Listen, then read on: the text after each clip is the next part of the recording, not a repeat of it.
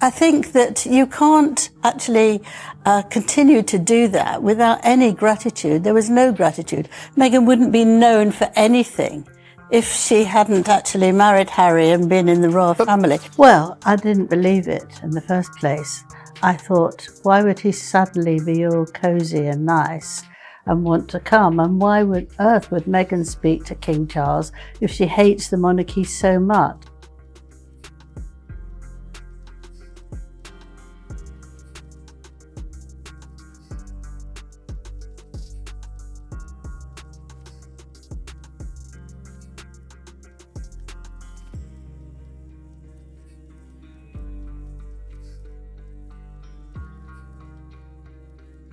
It makes good news. People want to read about it. So I think quite soon they'll get bored stiff.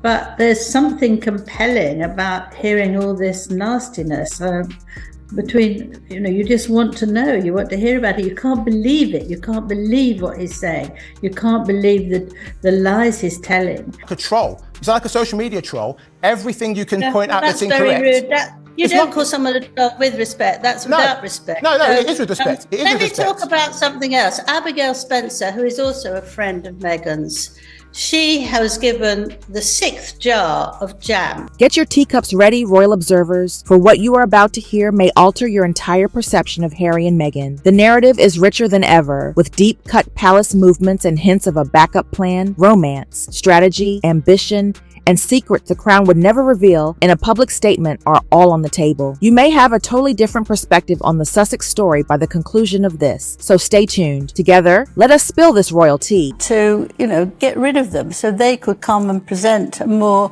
woke upward market couple. I think it was either a ploy set up so they can be nice and then whack them a week or so later. There are people who do that.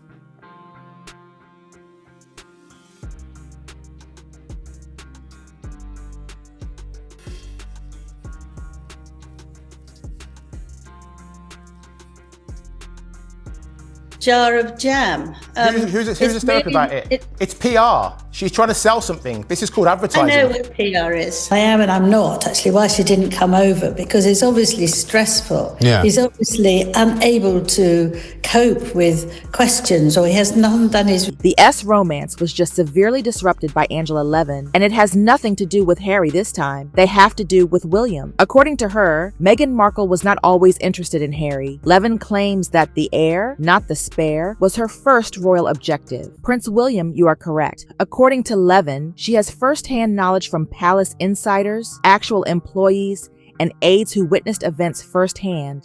They recall Meghan's early years as being more than just enthusiastic. They portray it as though she was strategically, rather than romantically, fixated on William. Consider calculating charm, studied warmth, positioning rather than flirting, and actions from someone who understood that in royal circles, power increases with proximity. People might be annoying if they can't get their jam one after the other. If they've got to wait, it's going to be terrible. So she wipes them out. This is what she was talking about to Tina Knowles, the mother of Beyonce. It was her last podcast. Well, last week was her last podcast, but this week she decided to do another one, so it's the last one but plus one. Okay. And Tina gave her a real whopping, really. She kept telling her, well, it's not a good idea to let things run out. And what are you doing? Get on with it, girl. But Meghan then said, we don't know how many tears she's cried while she's got all this ready. It's been so difficult because she's done so much work. So it's a very extraordinary way of behaving and not doing anything for 6 months. Because she doesn't want to upset. Meghan was not just a random visitor to this realm. She had already been making connections with political fundraisers, stylists, and Hollywood celebrities, the kind of people who teach you exactly how to get along in high society. If Levin's allegations are accurate, Meghan made sure she was observed, positioned herself in the appropriate places, and knew exactly where William and Kate would be. She made her way there rather than just showing there. He remained distant but courteous. According to these allegations, Kate apparently saw saw Meghan's appeal immediately, and it never truly took off. According to insiders, Meghan's subsequent stated desire for a close, sisterly closeness was never going to materialize. Meghan had her sights set on Kate's husband at one point, not because of cultural differences. Realized that Meghan dared to seduce William in front of Kate, who's pregnant. But rats can only live in dark and damp corners. At a charity event, Meghan placed her hand on Harry's arm, but her eyes wandered toward William. This detail was caught by pregnant Kate. At another event, after shaking hands with guests, Kate naturally stood beside William. Meghan mimicked her. After shaking hands, she also moved closer to William. Harry noticed Meghan's restlessness and quickly stepped forward. He placed his left hand on Meghan's back, signaling her to behave. But the persistent Meghan clearly hadn't given up. While viewing the floral arrangements, she pulled Harry's hand and leaned toward William. Even more unsettling was the way she looked at William. Fortunately, William had no interest in these antics. Whenever Meghan tried to interact with him, he would avoid her by adjusting his scarf. Now that he and Kate have gone through the trial of her cancer, their relationship is even stronger. Meanwhile, Harry has been making frequent trips to London, seemingly seeking a return to royal life. So, you think Kate would stop Meghan from returning to the royal family? Imagine Kate attending royal functions and observing a woman who is observing her husband too intently. That is not a friendship in the making. You are protecting that barrier. The story apparently changed. Meghan met Harry, and the timing was ideal after William made it apparent that he was not complying. Dates became a commitment. The headlines became a fantasy tale about royalty. However, if Levin's account is accurate, this was not a fate-driven whirlwind romance. It served as a contingency. Harry became the next entry into the monarchy once William was out of reach. What's the significance of the HRH? Well, there's loads and loads of duchesses around the place, but they're not people who are royals, right, who actually work for the royal family. It's quite simple, right, and that's what they agreed to, and they were very pleased about it because Harry didn't want it anyway. But now, in an extraordinary way of doing it, she did it on a card, delivering to her friend lots of food. Oh, yeah. But what's really extraordinary is the Americans don't want any royal family telling them what to do at the, at all. They're not even how to make bath bombs. I'm obsessed even with how the bath bombs. but certainly not politically. They don't want. Meghan's very political, and they don't want that. And as for in the UK, they've been trying to get more friendly with William and Catherine and the King and Queen. So to do this, their relationship moved quickly because of desperation as much as passion, a turnabout. And that is the reason this news is going viral right now. All the glitzy interviews, if the public begins to think Harry was not Meghan's first pick, memoirs and documentaries begin to sound more like skillfully planned public relations than sincere truth. Furthermore, no one enjoys being duped into buying a fairy tale. Done is learnt. This is what Harry does now. He doesn't just attack them once, he just goes on and on and on. With Netflix, with Oprah Winfrey the first, and then that, and then moaning to everybody who he comes to. And I feel very strongly that he would have known what would be in this book. And he's done absolutely nothing about it, I thought. But more than simply the William detail is drawing attention. It is because of the design. The same thread, access, influence, and positioning have long been present in Meghan's personal and professional interactions. She was skilled at what some refer to as the proximity game long before she ever set foot at a royal garden party. Consider her initial union with Trevor Engelson and publicists whose networks extended well beyond the suit industry. They do not sit by themselves. They blend well into a larger, well-known pattern. Meghan is more than just a relationship builder. She moved through them in a calculated manner. Levin also avoided speculative guesses. She referred to palace employees who had observed Meghan's particularly intense fascination with William as a pivotal character who personified what she was purportedly pursuing, not just as a charming prince that everyone loved. Prestige, heritage, and most importantly, power. That you can't actually continue to do that without any gratitude. There was no gratitude. Meghan wouldn't be known for anything if she hadn't actually married Harry and been in the royal family. But she, her wedding was £132 million, no gratitude. And the whole thing was to destroy them and to, get rid of them so they could come and present a more woke, upward market couple, but they made a big mistake. They would argue that they were hounded out of this country. The press were very hostile. You and I are both being very hostile now.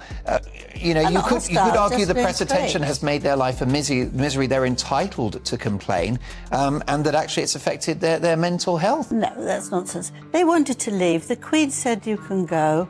They had everything they wanted. If you've got, you move on. The detail that hurts is that, because everything that transpired after that, including the romance with Harry, the lavish royal wedding, and the Oprah interview, begins to seem like a well-planned public relations ploy if you believe that version of events. Then there is Kate, whom Meghan characterized as distant, aloof, and challenging. What if, however, the coldness had nothing to do with personality differences? What if territory was at issue? Kate was not merely a sister-in-law, she was the future queen and the spouse of the highest-ranking man.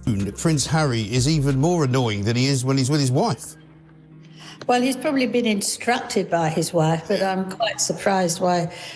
Well, I am and I'm not, actually, why she didn't come over, because it's obviously stressful. Yeah. He's obviously unable to cope with questions, or he has not done his research properly and he's sitting for an exam type of thing. Yes. You suddenly realise, help, I haven't looked up anything. And you would think that she would want to be there to support him, not come into the court, of course, right, but actually be there with him. But as we've seen recently, she disappears and lets him... well, he doesn't cope, but just let him go through it on his own. She didn't come for the coronation, where he was here for about 5 minutes. He's come here again this time, basically to tell us that he hates the government. He doesn't like Britain very much. He hates the British press. I don't understand what his point is, really. But he also wants to be addressed as His Royal Highness. Kate was not merely a character in Meghan's royal tale, if Levin's account is accurate. She was the victorious competitor. According to insiders, Kate recognized the warning signs early on and remained calm and detached. Meghan, however, portrayed herself as someone who is excluded but yearns for a loving sisterly bond. What if, however, that icy shoulder was the result of a rivalry that began long before Harry entered the picture, rather than cultural differences? Called his father on his 75th birthday. There've been talks about Christmas, them seeing each other. I presume you think that none of that's on the cards now? Well, I didn't believe it in the first place. I thought, why would he suddenly be all cosy and nice and want to come? And why would Meghan speak to King Charles if she hates the monarchy so much? I think it was either a ploy set up so they can be nice and then whack them a week or so later. There are people who do that, bring someone flowers and then smash them up. And vindictive in the extreme. I can't see why they did that. They must have known when the book was coming out.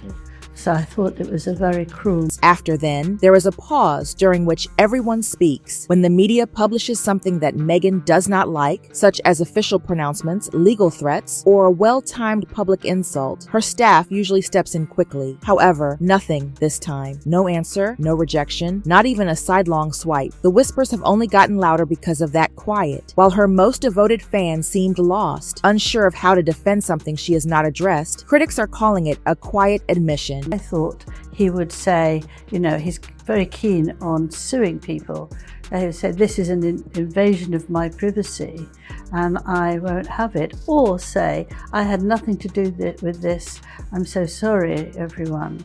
But he hasn't done that. And I think that the royal family have to get thicker skin and actually just get on with things. Scathingly accusing Meghan of seeing William as the bottom rung of a ladder that represented the royal family. It hardly matters now if something is true or not, since once a myth like this takes hold, perception turns into reality. People would be forced to reconsider everything they believe to be true. If her fairy tale had actually begun as a backup plan, it begins to seem less like fate and more like a pitch for the ideal public relations campaign. The epic love tale that made Harry and Meghan a household name. The outsider princess who defied the system. Harry stops looking like the one, and becomes the convenient backup plan if Meghan truly had William in her sights first. The assertions made by Angela Levin, however, pierced that fairy tale wrapping. People are not seeing a romance at all if this was never about love, and instead started as a deliberate attempt to gain the throne. They are observing a calculated attempt at takeover that just did not work out. And for that reason, some royal insiders who had remained silent for years are now grinning in private. It makes good news. People want to read about it. So I think quite soon they'll get bored stiff, but there's something compelling about hearing all this nastiness you just want to know, you want to hear about it. You can't believe it. You can't believe what he's saying. You can't believe the lies he's telling, and you're fascinated by it, where the royal family are just keeping their dignity and staying quiet. But this will blow over. I don't know what Harry will do. He seems to me to be very ill and to need help immediately. Whoever is his therapist isn't doing very well, because he seems to have no idea of what is okay to say and absolutely what is not.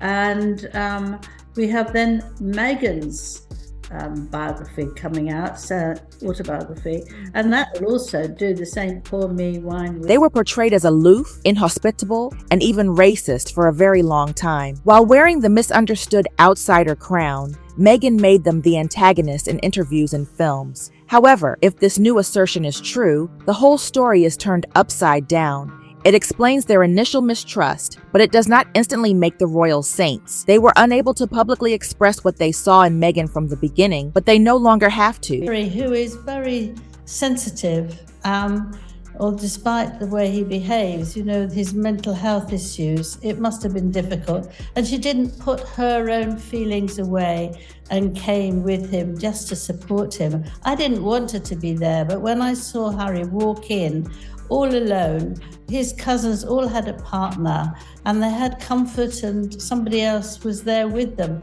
And he was all alone, and I think that was part of the fact he was going, hello, how are you? And, jogging along and just very, very self-conscious. But, why can't a wife who really cares about her husband drop everything and is there for them when they're needed? Families can be very difficult, but sometimes you have to swallow what you think.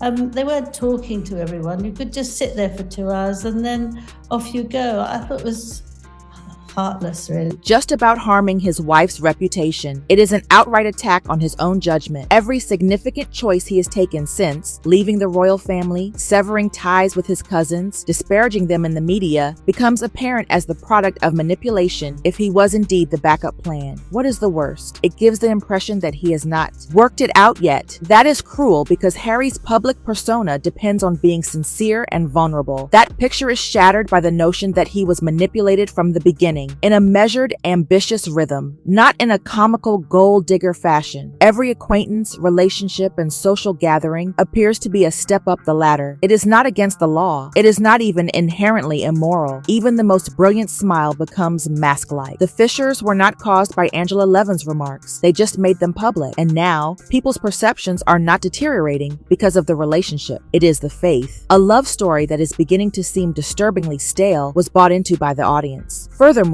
once that conviction is lost, it cannot be regained. I'm like a troll. It's like a social media troll. Everything you can point out that's incorrect. Very rude. You don't call someone a dog with respect. That's without respect. No, it is with respect. Let me talk about something else. Abigail Spencer, who is also a friend of Meghan's, she was given the 6th jar of jam, right? And we would see her lying on the grass, hugging it, with the dog close by.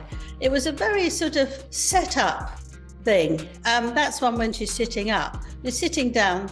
And I thought, how ridiculous. This is a jar of jam. Why are we all getting hysterical about a jar of jam? Who's hysterical about it? It's PR. She's trying to sell something. This is called advertising. I know what PR is. Well, with respect, clearly you don't. You're saying it's so set up. It's a PR stunt. You're here to fight me, so why don't you say goodbye? I'm not here to fight you. I'm just laying out the truth to you. You're very rude. No, Angela, you don't want to be challenged. And what will actually happen to Harry and Meghan if the public no longer believes in the royal romance? A strained connection to the royal family? A rapidly reversing media machine against them? Harry himself could be caught in the midst, defending a love that may not have ever been what he thought it was. Not a happily ever after prince from a fairy tale, but a man acting out someone else's story. This is the point at which the tea becomes really hot. According to reports, Buckingham Palace has somewhat curtailed Archie's royal powers. The S children will no longer have royal titles. It is not simply petty palace drama either. It is a constitutional action supported by the patent for the 1917 letters. Be able to spend some precious times with him as he slowly starts to grow up. And I hear you're off to see two special people in a minute. Yes. The Queen and the Duke. Yes, and we just bumped into the Duke as we were walking by, which was so nice. So it'll be a nice moment to introduce the baby to more family, and my mom's with us as well. So it's been a really, here we go. Another great grandchild.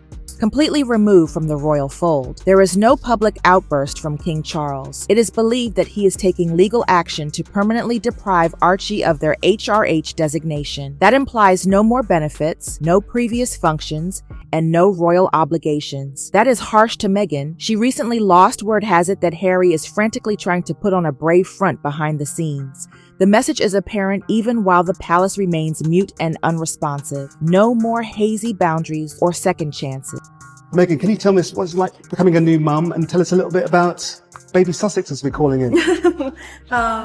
It's magic. It's pretty amazing, and I mean, I have the two best guys in the world, so I'm really happy. Tell us a little bit about your son. What's he like? Is he sleeping well? Good baby? Yes, he has the sweetest temperament. He's really...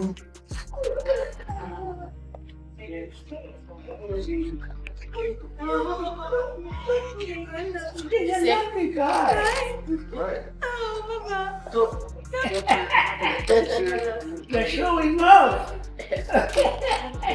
You have to do these things for the cameras, you know.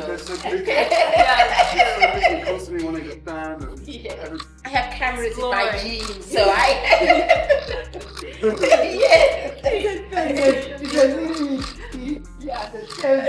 I know. An old soul.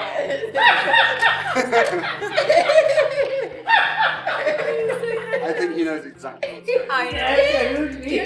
And it does not end there. The palace brought receipts and other documentation referred to as definitive proof, formally securing Archie and Lil Bitch's altered royal status, rather than simply making a nebulous statement or letting the tabloids have their way. This strike is more than just paperwork. It is a public declaration that the monarchy is tired of playing the sidelines. No famous hospital steps photo, and no neatly matched official records. According to palace insiders, Meghan presented it as a privacy decision, but not everyone agreed with that. It may have been a more practical cover.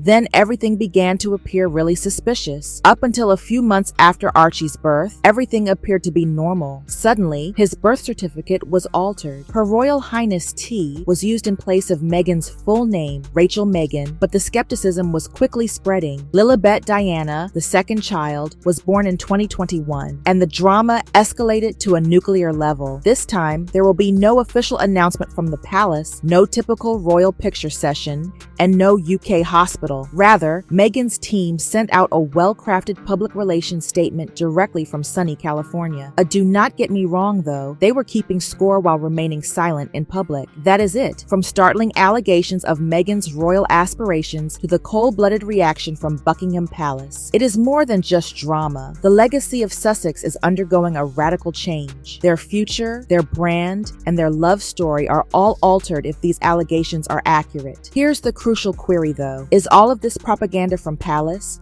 Or have we been witnessing a well-planned performance from the beginning? Stay tuned and share your ideas in the comments section. This is not the end of the royal drama.